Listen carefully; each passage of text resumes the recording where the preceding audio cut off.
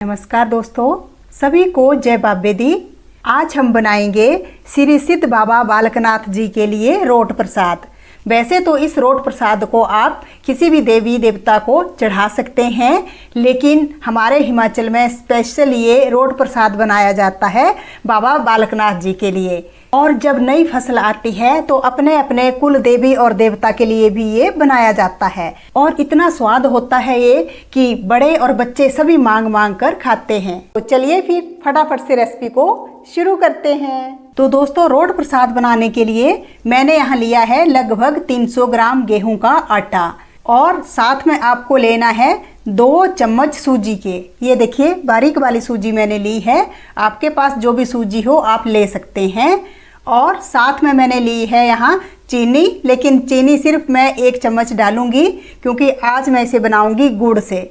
चीनी के साथ कैसे बनाया जाता है ये पहले मैं रेसिपी आपके साथ शेयर कर चुकी हूँ। और 1 कप आपको लेना है यहाँ दूध का। दूध जो है वो नॉर्मल टेम्परेचर वाला लेना है, गर्म या ठंडा नहीं होना चाहिए। और 2 चम्मच मैंने लिए हैं मिल्क पाउडर के। मिल्क पाउडर डालना ऑप्शनल है, लेकिन डालेंगे तो बहुत टेस्टी आपका रोट बनेगा। 2 छोटे चम्मच लिए हैं मोटे वाली सौंफ, और 6 से 7 मैंने ली है हरी इलायची। साथ में आपको लेना है नारियल का बुरादा। ये देखिए, अगर आपके पास नारियल का बूरा नहीं है तो आप नारियल को कद्दूकस कर कर डाल सकते हैं, उससे भी बहुत बढ़िया टेस्ट आता है। तो साथ में आपको लेना है थोड़ा सा देसी घी, लगभग 3 चम्मच देसी घी के आपको चाहिए मोयन के लिए। तो बस ये सारी सामग्री आप नोट कर लीजिए, उसके बाद बाबा जी का नाम लेकर रोट बनाना शुरू करते हैं। तो आप भी कमेंट बॉक्स में जय बाबे दी लिखकर अपनी हाजिरी जरूर लगाइए। तो सबसे पहले जो हमारी मोटी वाली सौंफ है ना, उसे आप थोड़ा सा दरदरा सा कूट लीजिए, और साथ में इलायची को भी कूट लीजिए। अगर आपके पास इलायची का पाउडर है तो इलायची का पाउडर भी डाल सकते हैं, लेकिन फ्रेश इलायची आप कूट कर डालेंगे तो बहुत अच्छी खुशबू, बहुत अच्छा टेस्ट आता है। और देखिए छिलके इसके मैं निकाल रही हूँ। छिलके हम चाय में डाल सकते हैं। और जो सौंफ है ना, बहुत ज़्यादा बारीक नहीं करनी है, ये देखिए दरदरी सी रहनी चाहिए। तो बस अब हम जो जैगरी है हमारी गुड़ है, गुड़ को भी थोड़ा सा हम कूट कर डालेंगे, जिससे क्या है ना, जब इसे हम पिघलाएंगे तो कम पानी का यूज करना पड़ेगा। ये देखिए थोड़ा सा ही पानी डालना है, आधा कप मैंने लिया है, लेकिन इससे भी कम पानी इसमें हम डालेंगे। ज़्यादा पानी डाल देंगे तो फिर दूध जो है वो कम लगेगा आटा गूंदने में, तो दूध कम लगेगा तो फिर टेस्ट भी कम ही आएगा। तो इसलिए थोड़ा सा ही पानी डालिए और गुड़ को आप पिघला लीजिए। गुड़ की हमें कोई चाशनी नहीं बनानी है, बस इसे आप इतना उबाला दीजिए कि गुड़ हमारा फिर अच्छे से मेल्ट हो जाए। इसे आप साइड में फिर रख लीजिएगा और अच्छे से ठंडा होने दीजिएगा। ये देखिए थोड़े थोड़े चंक्स इसमें रह गए हैं, लेकिन जब ये ठंडा होगा तो ये अपने आप पिघल जाएगा। जय बाबा दी। तो चलिए अब आटा गूंदेंगे।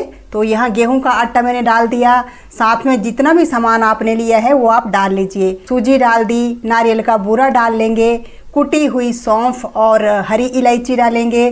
साथ में ये देखिए ये मिल्क पाउडर है। मिल्क पाउडर डालना ऑप्शनल है, जैसा कि मैंने पहले भी कहा, लेकिन आप ज़रूर डालिएगा, है तो ज़रूर डालिए, बहुत टेस्ट आता है। बच्चों को बिस्किट की जगह आप इसे ही खिलाइएगा, बहुत पसंद करेंगे। अच्छे से हम मिक्स कर लेंगे और साथ में डाल लेंगे मोयन।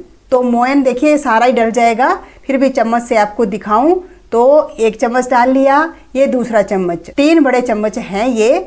और अगर आपने घी जो है वो पिघलाया हुआ है तो थोड़ा सा घी ज़्यादा लग सकता है। सर्दियों में अगर आप बना रहे हैं तो घी को मेल्ट करके ही डालिएगा, ठीक। अच्छी तरह से इसको आपको मिक्स कर लेना है। उसके बाद मोयन चेक कीजिए। ये देखिए मुट्ठी अगर हम बांधेंगे ना तो मुट्ठी इसकी नहीं बंध रही है, इसका मतलब मोयन और डलेगा। तो सारा ही घी मैंने यहाँ डाल दिया है, अच्छे से इसको मिक्स करेंगे। बहुत ज़्यादा टाइट मुट्ठी भी नहीं होनी चाहिए। ये देखिए मुट्ठी बंध रही है लेकिन अच्छे से खुल भी रही है। बस इतना ही मोयन आपको डालना है, इससे ज़्यादा मोयन नहीं होना चाहिए। और हाँ, आप चाहें तो चुटकी भर मीठा सोडा भी डाल सकते हैं। पहले मैंने आपको मीठे सोडे के साथ बनाना सिखाया है, लेकिन मीठा सोडा सबके पास नहीं होता है, इसलिए आज मैं आपको इसी तरह से बनाना सिखा रही हूँ। अब इसमें हमने डाल दिया गुड़, लेकिन छान कर गुड़ डालेंगे, जिससे गुड़ के अंदर कोई इम्प्योरिटी होगी तो वो निकल जाएगी। पानी हमारा ठंडा होना चाहिए गुड़ वाला। और 1 बड़ा चम्मच मैंने डाल दिया यहाँ चीनी का। आप चाहें तो सारा चीनी के साथ भी बना सकते हैं, आप चाहे तो सारा गुड़ के साथ भी बना सकते हैं।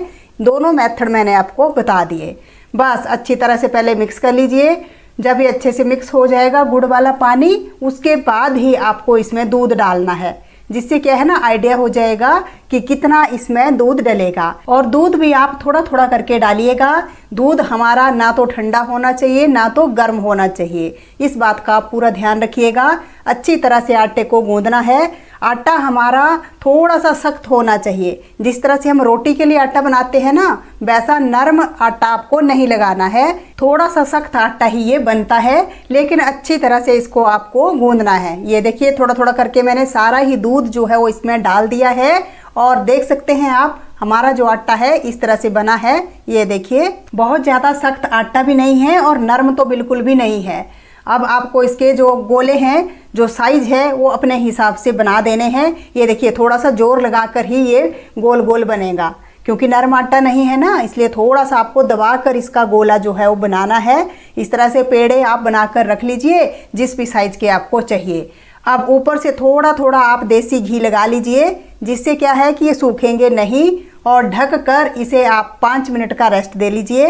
इससे ज़्यादा रेस्ट नहीं देना है, नहीं तो ये सूख जाएंगे। आप चाहें तो सीधे ही आटे को भी रेस्ट दे सकते हैं, आप चाहें तो जिस तरह से मैंने गोले बनाए उस तरह से ही ढक कर रेस्ट दे सकते हैं। यहाँ मैंने देसी घी जो है वो लो फ्लेम पर गर्म होने के लिए रख दिया। जितनी देर में हम रोट प्रसाद बनाएंगे ये घी भी हमारा गर्म हो जाएगा, तो लो फ्लेम कर देते हैं। अब रोट प्रसाद बनाने के लिए आपको गोला उठाना है और चकले और बेलन पर दोनों जगह आपको लगाना है देसी घी। उसके बाद जो हमने पेड़ा बनाया है उसे थोड़ा सा हाथों से इस तरह से मसल लीजिए, जिससे क्या है अगर ये सूखा होगा तो नरम हो जाएगा, और इस तरह से दबा लीजिए, बराबर शेप अच्छी सी हो जाएगी।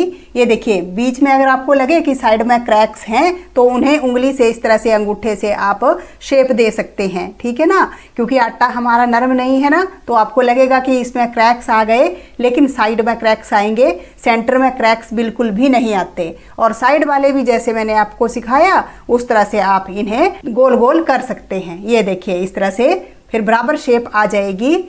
और थिकनेस जो है ना वो थोड़ी मोटी ही आपको रखनी है, पतला ये नहीं बनता है, थोड़ा मोटे साइज का ही रोट प्रसाद होता है। बड़ा जो है आप कर सकते हैं अपने हिसाब से, लेकिन जो थिकनेस है वो आप इसी तरह से रखिएगा, तभी ये टेस्टी बनता है। ये देखिए बस। अब आप चाहें तो इसी तरह से इसे फ्राई कर सकते हैं या तवे पर सेक सकते हैं, लेकिन मैं इसे थोड़ी सी इस तरह से शेप दूंगी जिससे देखने में बहुत अच्छे लगते हैं। तो आप भी इस तरह से शेप दे सकते हैं। शेप देते हुए क्या होगा, अगर साइड में क्रैक्स निकले होंगे तो वो भी भर जाएंगे, बराबर हो जाएंगे। अब शेप देते हुए साइड से थोड़ा सा मोटा हो जाता है ना, तो आप थोड़ा इसे साइड से दबा लीजिएगा, ठीक। बस इसी तरह से आपको सारे जो रोट प्रसाद हैं वो बेल कर रख लेने हैं।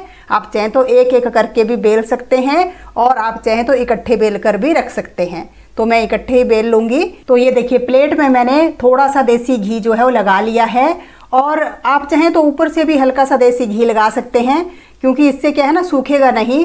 तो बस इसी तरह से आप सारे रोट प्रसाद बेल लीजिएगा। थिकनेस देख लीजिए, इतनी थिकनेस होनी चाहिए।